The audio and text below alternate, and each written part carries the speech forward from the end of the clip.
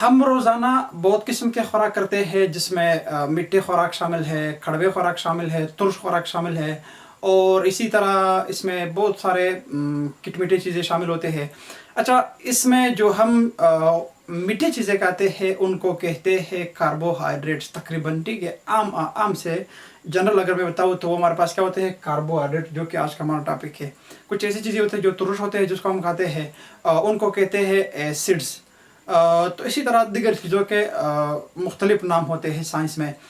अच्छा, आज हम पढ़ेंगे कि कार्बोहाइड्रेट्स असल में क्या होते हैं, इनकी अहमियत क्या है, ये किन दो अल्फाज का मजमुआ है, इसमें कार्बो का क्या मतलब है, हाइड्रेट्स का क्या मतलब है, ये ऑर्गेनिक है तो क्यों ऑर्गेनिक है, इसमें ऑक्सीजन और हाइड्रोजन की रेशो क्या होती है, अच्छा इसको कार्बोहाइड्रेट क्यों कहा जाता है, इसकी क्लासिफिकेशन हम किस तरह कर सकते हैं, और इसी तरह इनके रिसोर्सेज क्या होते हैं या सोर्सेज क्या होते हैं, सोर्सेज ज़रिए के कहाँ से आते हैं, और सबसे इम्पोर्टेंट बात ये होती है कि इसको हम पहचान किस तरह कर सकते हैं कार्बोहाइड्रेट को, कि ये कार्बोहाइड्रेट है, इसकी पहचान हम कैसे कर सकते हैं। तो आज ये हम सब इसी लेक्चर में बहुत ही आसानी से आम से जनरल एक आम से बंदे के समझ में भी इंशाल्लाह आ जाएंगे। साइंसी लिहाज से भी हम इसको डिफाइन करेंगे और आम रोज़मर्रा ज़िंदगी के बुनियाद पर जो हम चीज़ें कहते हैं उसके एतबार से भी हम इसकी पहचान करेंगे, आइडेंटिफिकेशन करेंगे।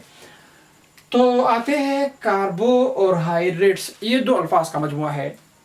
कार्बो का जाहिर सी बात है कि कार्बन से मिला जुला लफ्ज़ है, कार्बन को शो करता है, ठीक है। इसी तरह हाइड्रेट जो है वो हाइड्रेट यानी वाटर की तरफ इशारा है, H2O की तरफ इशारा है। ये इसका बनता है केमिकली तौर पर फार्मूला कार्बन, हाइड्रोजन और ऑक्सीजन। अच्छा, वो ऑर्गेनिक कंपाउंड जिसमें हाइड्रोजन, ऑक्सीजन और कार्बन शामिल हो उसको हम कार्बोहाइड्रेट कहते हैं, ये इसका जनरल फार्मूला है। अच्छा, इसमें फिर एक और पॉइंट है कि इसमें हमेशा ऑक्सीजन और हाइड्रोजन की जो रेशो होती है वो 2:1 है, जैसे कि आमतौर पर पानी का रेशो है। अच्छा, रेशो का जो लफ्ज़ है वो तो मैथमेटिक्स में, रियाजी में और केमिस्ट्री में और फिजिक्स में ज़्यादातर इस्तेमाल होता है, ठीक है। रेशो आपको अगर पता ना हो तो बहरहाल इसको छोड़ दे, ठीक है। इसका जो जनरल फार्मूला है वो CxH2 फिर Y है। यहाँ पर जो x और y है ये हमारे पास वेरिएबल्स है, वेरिएबल नंबर्स को शो करते हैं, मतलब ये चेंज हो सकते हैं।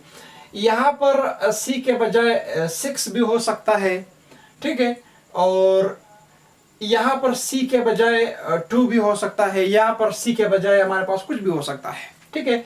अच्छा, इसमें एक और इम्पोर्टेंट बात है, इसमें हमेशा हाइड्रोजन की तादाद जो है वो कार्बन के मुकाबले में डबल होगा।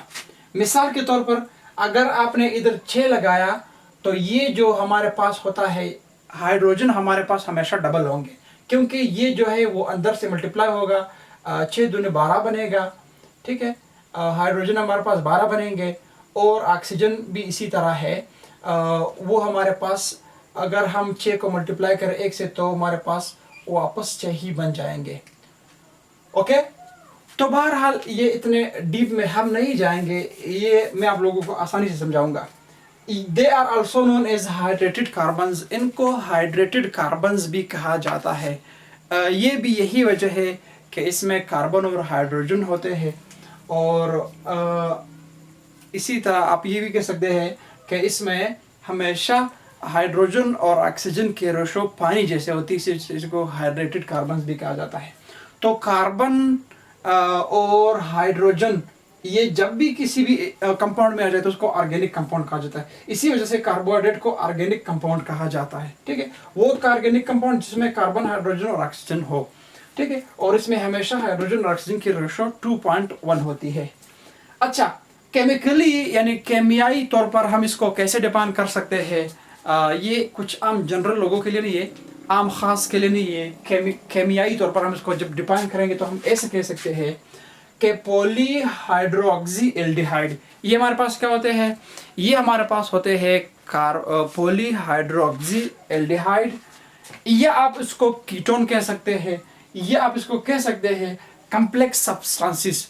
Complex substances, ketone or polyhydroxyaldehyde, ठीक है, ये केमिकली तौर पर हम इसको ऐसे डिफाइन कर सकते हैं। अच्छा, कार्बोहाइड्रेट्स को अगर हम जनरल देखें तो कार्बोहाइड्रेट जो है शुगर को कार्बोहाइड्रेट कह सकते हैं आप। इसी तरह या इसको आप सेक्राइड कह सकते हैं, जनरल इसका नाम है सेक्राइड ग्रीक जबान का लफ्ज है, स्वीट की तरफ इशारा करता है, मीठे चीज़ों की तरफ या शुगर की तरफ। तो ग्रीक वर्ड है, ग्रीक जबान में यानी यूनानी जबान में जो है शुगर को सेक्राइड कहते हैं।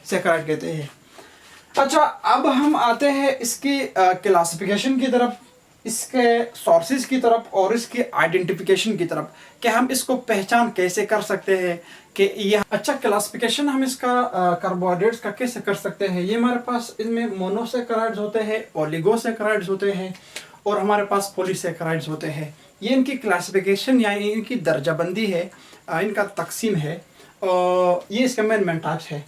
अच्छा, मोनोसेक्राइड, मोनो का लफ्ज मोनो से जाहिर है, मोनो, डाई, ट्राई, टेट्रा, पेंटा, हेक्सा, हेप्टा, ऑक्टा, नोनाडिका से ये हमारे पास क्या होते हैं, मतलब मोनो 1 को जाहिर करते हैं, डाई 2 को जाहिर करते हैं, ट्राई 3 को जाहिर करते हैं।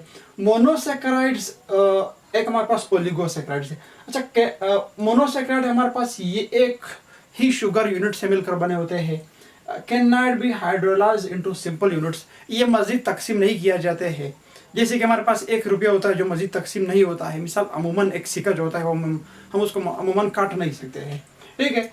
ये स्मॉलेस्ट हमारे पास कार्बोहाइड्रेट है, made up of 3 to 7 carbon atoms. ये हमारे पास 3 से लेकर 7 कार्बन एटम्स पर मुश्तमिल होते हैं, ज़्यादा से ज़्यादा 7, कम से कम 3 से कम नहीं हो सकता है। इजीली सॉल्युबल इन वाटर, ये हमारे पास आसानी से पानी में हल हो सकते हैं, आसानी से। ऑल कार्बन एटम्स है OH ग्रुप एक्सेप्ट 1, ठीक है। इसमें जो होते हैं जितने भी हमारे पास कार्बन के एटम होते हैं, जितने भी कार्बन के एटम होते हैं उनमें हमारे पास OH ग्रुप हमेशा लगाया जाता है, ठीक है। इसमें हमेशा क्या होता है, ये मिसाल में दे रहा हूँ कि इसमें अमूमन, लेकिन इसमें सिर्फ और सिर्फ एक ही जगह पर जो है वो हमारे पास OH ग्रुप नहीं होता है, यहाँ पर हम कीटोन या कुछ और लगा लेते हैं। ये मैं सिंपल से समझा देता हूँ। इसका मतलब ये होता है कि ऑल कार्बन एटम्स, इसमें जितने भी कार्बन एटम्स हमारे पास होते हैं, ठीक है, इसमें हमारे पास OH ग्रुप होता है, सिर्फ और सिर्फ एक पर नहीं होता है, एक दाने पर OH ग्रुप नहीं हो सकता है। अच्छा, फार्मूला इसका है CnH2ON, ठीक है। N फिर वेरिएबल को शो करता है और बाकी उसी तरह फार्मूला है, जैसे कि CxH2O था, यहाँ पर CnH2O है। अच्छा, इस तरफ है oligosaccharide, can be hydrolyse further, इसको हम मजीद उसको थोड़ा थोड़ा इसका कर सकते हैं, मजीद उसको हम तकसीम डिवाइड कर सकते हैं। ये 2 to 10 मोनोसेक्राइड्स पर मुश्तमिल होते हैं। हमारे पास जो ओलिगोसेक्राइड है ये 2 से 10 मोनोसेक्राइड पर मुश्तमिल होते हैं। इसमें इसके जो एग्जांपल्स होते हैं हमारे पास है डाइसेक्राइड है, ट्राइसेक्राइड है, टेट्रासेक्राइड है, टेट्रासेक्राइड है, पेंटासेक्राइड्स है, इसी तरह पेंटा है, हेक्सा है, हेप्टा है, ऑक्टा है, नोना है और डेका है, ठीक है। ये तकरीबन 10 तक होते हैं। अच्छा, इसमें जो मशहूर सा है हमारे पास डाइसेक्राइड है, जो ज़्यादा फेमस है। ये हमारे पास मोर स्वीट था, ये हमारे पास लेस स्वीट है। ये हमारे पास मोर सलूबल था, ये हमारे पास लेस सलूबल है, वाटर में मतलब कम हल होता है। अच्छा, ये हाइड्रोलाइसिस वो अमल जिसमें हम पानी के ज़रिए से या हमारे जिस्म में कुदरती तौर पर पानी के ज़रिए से और चीज़ों का तोड़ फोड़ होता है, उसको हाइड्रोलाइसिस कहते हैं। ये हमारे पास आसान अल्फाज में है। तो ये हाइड्रोलाइसिस पर 2 मोनोसेक्राइड्स देते हैं, ठीक है। अच्छा, इसके बाद है हमारे पास पॉलीसेक्राइड्स, जो बहुत ज़्यादा शुगर यूनिट से मिलकर बने होते हैं। जैसे कि हमारे पास स्टार्च होते हैं, प्लांट के जिस्म में, प्लांट के बॉडी में जो स्टोर फूड होता है उसको स्टार्च कहते हैं। जैसे कि हमारे पास पोटैटो में होता है, शलजम में होता है, या और भी दरख्तों में जितने भी किस्म के अंदर से मौजूद हो। इसी तरह ग्लूकोज होते हैं, इसी तरह सेलुलोज है, डेक्स्टिन है, काइटिन है, पेक्टिन है। ये सारे हमारे पास पॉलीसेक्राइड्स के मिसालें हैं, यानी कार्बोहाइड्रेट आप कह सकते हैं। इनको भी आप कार्बोहाइड्रेट कहते हैं, इनको भी आप कार्बोहाइड्रेट कहते हैं। पॉली हो उनको भी आप कार्बोहाइड्रेट कहते हैं। तो स्टोर पामा फूड को हमेशा जहाँ पर पाया जाता है उसको